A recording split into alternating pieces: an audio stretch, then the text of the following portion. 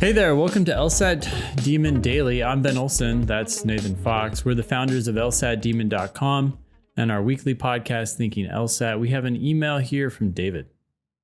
Hi, Ben and Nathan. First off, I wanted to say that I love the Demon and all your podcasts. You guys have done an unbelievable job guiding me through my nearly 9-month-long LSAT journey and helped me improve from a 159 diagnostic to a 173 on the February LSAT.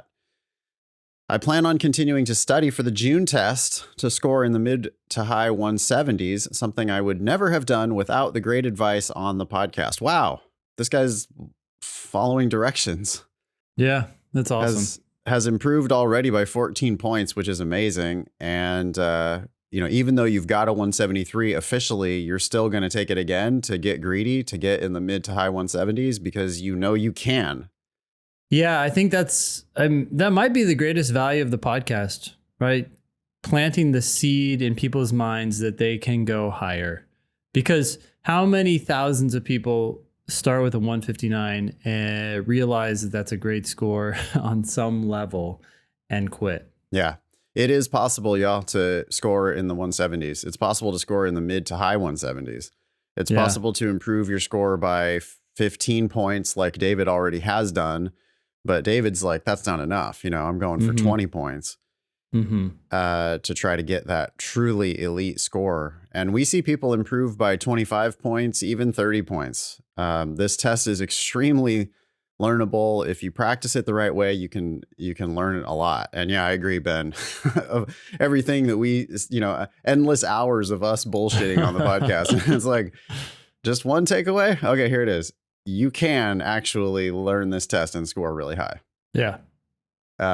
Okay, David continues. Anyways, I was doing some searching on the LSAC website and found some admissions resources I've never heard mentioned on the podcast or on the internet that I think could be incredibly valuable. If you go to the quote, search for ABA approved law schools page, we have a link here. Go to a school's page and scroll to the very bottom. Many will have a link called, quote, explore admissions data for X school. This will lead to a grid of LSAT and GPA scores and what percentage of students with these stats got acceptances. What's notable is that these tables reflect 100%, parentheses, triple exclamation point, of applicants from the 2022 cycle. This seems crazy to me, given the popularity of sites like LSD.law, which rely on self-reported data. So this is school-reported data, Ben, and it looks like it is complete data for the schools that have given it. David continues, I've linked the graph for George Washington Law School as an example.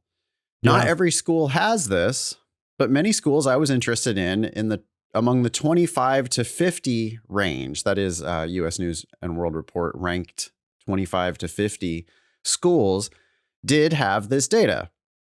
You can see pretty clearly the schools that value stats more highly. For example, Illinois had a near 100% acceptance rate for people in the 165 to 180 range, regardless of GPA.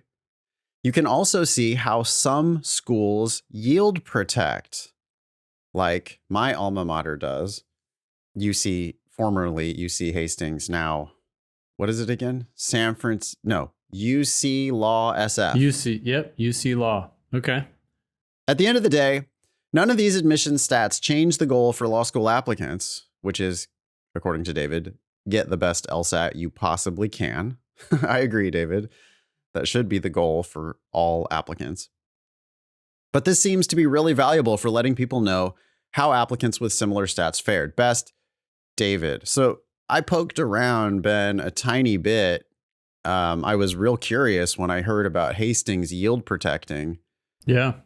But it looks like, according to them, last year, UC Law San Francisco, formerly Hastings, there were 27 people who applied with a 175 or higher. And of those, 25 of them got denied. Or maybe waitlisted and then not admitted. Who knows? Point is, only 2 of them were admitted. Wait, so where are you looking? Are you looking on the chart or yep. What are you far doing? Right far right column, top row, far right column. Ah, okay. I see the 7.4%. That's what you're talking about? 7.4%. Yeah. 27 applied and only 2 were actually admitted. Oh, and matriculated, potentially 0. So you got to hover over that to see that number. Yes. If you hover over that, it'll give you the raw data. Interesting. Yeah. I do find it interesting. I mean, I had never like seen hard data on like clearly demonstrating yield protection. I don't think anything else can possibly be going on here looking at the San Francisco because, okay, going down the chart a little bit in the 170 to 174 range, that seems like should be a clear scholarship to a school like Hastings. Instead, only 15% of those people are even getting admitted. Yeah. 153 people applied. Only 23 of them were actually admitted for a rate of 15%. I mean, that's half the overall admissions rate, which is 30% or 28.5%. Yeah. Is their overall admissions rate. Well, even if you just look at the 175 to 180 scores, those with a 3.0 to 3.24, well, there's only 2 people, but 50% of them were accepted, whereas when you go up to a higher GPA, you're now down to 16.7%. That happens in the 170 to 174 tranche as well. I mean, we have, if you had a 170 to a 174 and you applied with a 3.25 to a 3.49, you had a 23% chance of admitted. I mean, they're still yield protecting you. But if your grades were higher, then that number went down. Yeah. With the same GPA, the same LSAT range, but your higher GPA, your actually odds went down. And then even if you're for the highest GPA, if you were over a 3.74 GPA applying with a 170 to a 174, they really are. I mean, it's just obvious that they're denying people based on yield protection because they had 46 people that applied and they only admitted 5 of them. And those are really, really good applicants. Yeah. So that's the school acknowledging that nobody who's that good of an applicant would ever bother going to that school. Yeah. Yeah. It seems like this might be, I don't know. I would hate to encourage stats-turbation, just like obsessing over these numbers. Totally agree. As David said, what you need to do is bring your GPA up as high as fucking possible. And same with your LSAT score. And so what is this going to do for you? Maybe it helps people recognize the importance of that, but I hope the scholarship estimator is already doing that. It might be nice to link directly to this. I'm just afraid of distracting people. Yeah, I agree. I think that, I don't want this to devolve into like just a yield protection discussion because I don't think that that's really happening all that often at other schools. GW, Ben, is your alma mater. Yeah. And is right in your backyard or almost. Yep. Anything interesting there on their table? Well, they are yield protecting, but not nearly as much as Hastings, because they realize, I guess, more people are going to actually accept their acceptance at these higher numbers. Yeah. I don't know. It's an interesting table. You can just visually, when you step back, you can just see, okay, the percentage of people being accepted, which is a darker square, you can kind of see where that shifts and get a sense of where you kind of need to be. Do you think, Ben, why does, George Washington University Law School, their no GPA column is kind of interesting to me. 301 people applied to GW with no GPA. Well, I guess it's a huge school. They had a total of just over 9,000 applications. 301 applying without a GPA. What is that? Like a third of a percent? So that's international applicants? I suppose that makes sense, huh? Can you imagine? Can you see GW getting 300 international applicants in a year? Yeah, I think so. Suppose. I mean, if you're an international applicant and you don't know much about, regardless of whether you know a lot about the U.S. or not, I'm sure top of mind is D.C.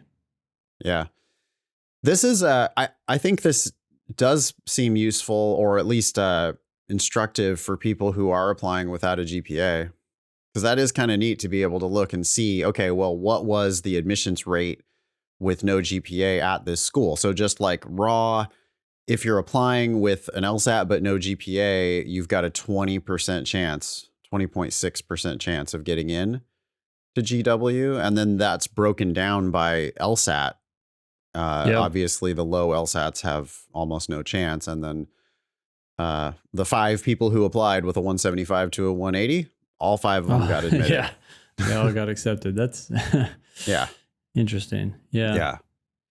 Weirdly, that doesn't seem to be happening at Hastings. There were 16 people who applied with a no GPA, but an LSAT between 165 and 169. And of those, only 3 of them got admitted. Yeah. Interesting. Okay. Well, everybody, I mean, I hope our listeners will just poke around with that data. I found a couple other interesting things. Did you see this map that's on the website No. on the LSAC reports? No.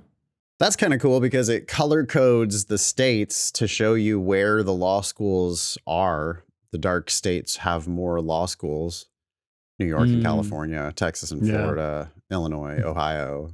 Virginia is up there. Jeez. Well, all the New England states. I mean, I really was interested clicking around. If you click on, tiny little Massachusetts, right, and you see that there are 8 ABA accredited law schools in Massachusetts, which is pretty crazy compared to, like Oregon and Washington have 6 between the 2 of them. And the landmass of Oregon and Washington is just like dwarfs tiny little Massachusetts. Yeah. So I don't know, kind of cool stuff to play around with. Yeah. Fantastic. Thank you, David. Really appreciate you writing in to share that information with us. Yeah, thanks. Email daily@lsatdemon.com if you'd like to ask us a question or share some LSAT or law school admissions news. Thanks for listening.